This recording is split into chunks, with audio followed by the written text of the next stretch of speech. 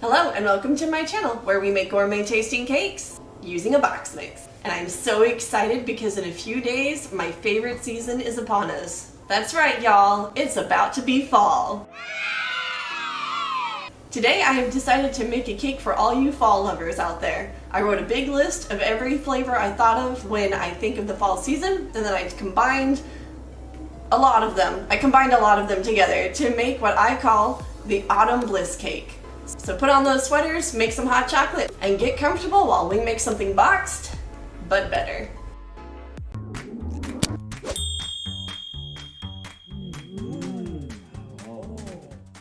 The first thing we need to do is preheat our oven to 350 degrees Fahrenheit. First thing we will need to add is 1 white box mix. After that we will add 3 whole eggs, 1 can of unsweetened applesauce. That is 1½ cups. 1/4 cup of pure maple syrup. If you do not have maple syrup, you could also do 1 teaspoon of maple extract. 1½ teaspoons of hazelnut extract. And now we're going to get fancy with the spices and add a ½ teaspoon of nutmeg, a ½ teaspoon of ginger, and a ½ teaspoon of cinnamon. Once you have all your spices in, we will finish with 1 cup of milk and mix together for about 2 minutes until well incorporated. I would like to note that I understand everyone has different taste preferences, so if there's a flavor or a spice you don't like, feel free to take it out. Or if there is a flavor or a spice you do like, feel free to add it. For example, I'm not a huge fan of clove, but if you like clove, go ahead and add a ½ teaspoon of clove into your cake batter. I am pouring my batter into 3 8-inch round cake pans. You can also pour it into 2 9-inch round cake pans if you would like. However, the baking time may be a little different. Alright, now it is time to get these in the oven.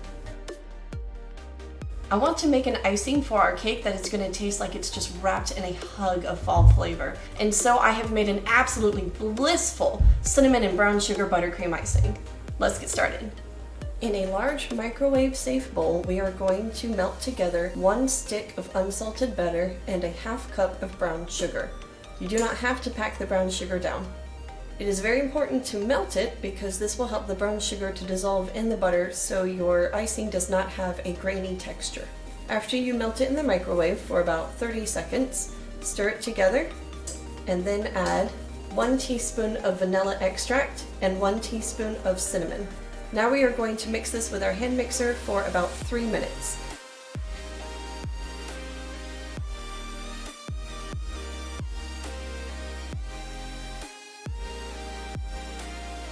After that, we are going to add 1 pound of powdered sugar, and we are also going to add milk. Now the milk really depends on how thick you would like your icing to be. I'm going to start with 1/4 cup of milk and see if I would like to add more after that. I'm going to scrape down the sides. I'm going to add 1 more tablespoon of milk to reach my desired consistency. And then I am going to mix it on high for about 2 minutes to incorporate some air into the icing and make it nice, fluffy, and silky soft. It smells just like a cinnamon roll to me. It has been 25 minutes and our cake layers are done. There are 2 ways to check to make sure it is done. One is the poke test. Simply poke it with your finger, and if you do not leave an indent, it is done. The other is the toothpick test. Insert a toothpick and pull it out, and if it comes out clean, you know your cake is done. Now we are going to let the layers cool. It is now time to ice and decorate our cake. Now once again, how you decorate your cake is completely up to you. I want you to have fun with it. I was thinking about making a naked cake. Does anybody remember when those were really popular? A naked cake is when you do a lot of icing filled on the inside, but very little on the outside. It's basically a crumb coat, so you can still see the cake showing through. After you fill your cake with icing, chill it in the freezer for about 5 minutes so that we can do our crumb coat. While we wait 5 minutes for our cake to cool, I'm going to fill an icing bag about halfway with some icing for our decorations. I am using my star tip as usual. I am a little fond of it.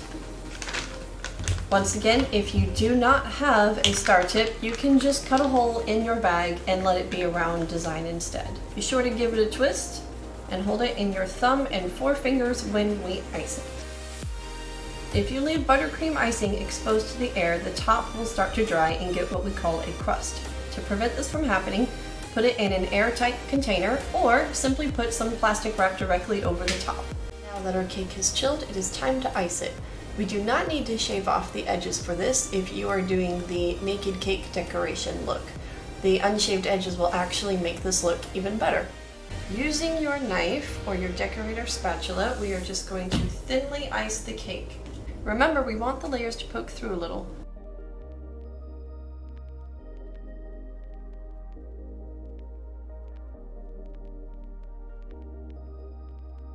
Go around the edges again to thin out your icing. And now we are going to do a thicker layer of icing on the top. Remember to push at an angle instead of dragging straight across. If you leave it flat and drag straight across, you will see that the icing will rip up your cake if you lay it flat. So instead, go at an angle and push it.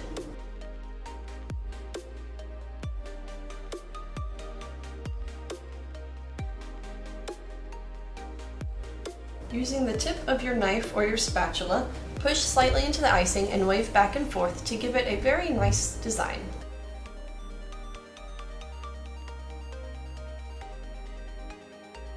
Holding your bag straight up and down, we are going to squeeze and just give it a little shake.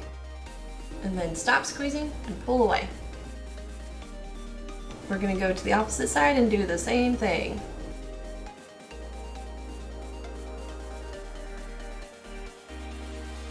And then fill in between each one.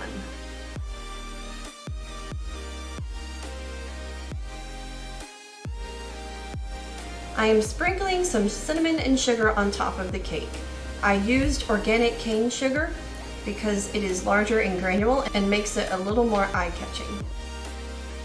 Once you sprinkle the cinnamon and sugar, go back over and sprinkle a little extra cinnamon on top so that you have an intermixing of darker patches of cinnamon. We have just enough icing to do a border.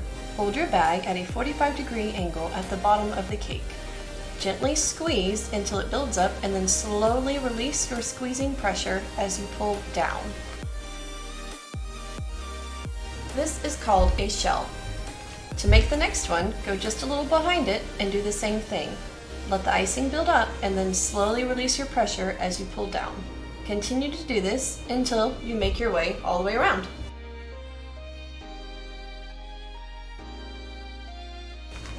I had barely enough.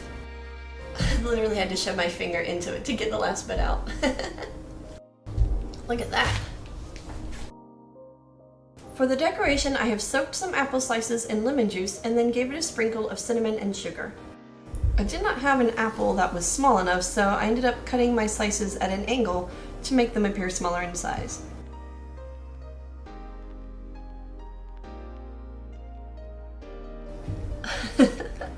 I mean, go ahead, I don't have anything to do with them. Next, I'm going through it and placing a cinnamon stick in between each apple. I cut my cinnamon sticks in half so that they would be smaller in size. This cake smells amazing. It definitely smells like fall has finally come. And there you have it, our wonderful Autumn Bliss cake. Thank you for joining me. I had a lot of fun, and I hope you did too. And I hope this cake brings some warm autumn festivities to your home. And if you have any questions, feel free to ask them in the comment section below, and I'll do my best to answer them. And I will see you next time on Box But Butter with Genna. Alright. I don't have my box! It's not over there! Got it. I got my box. Sorry.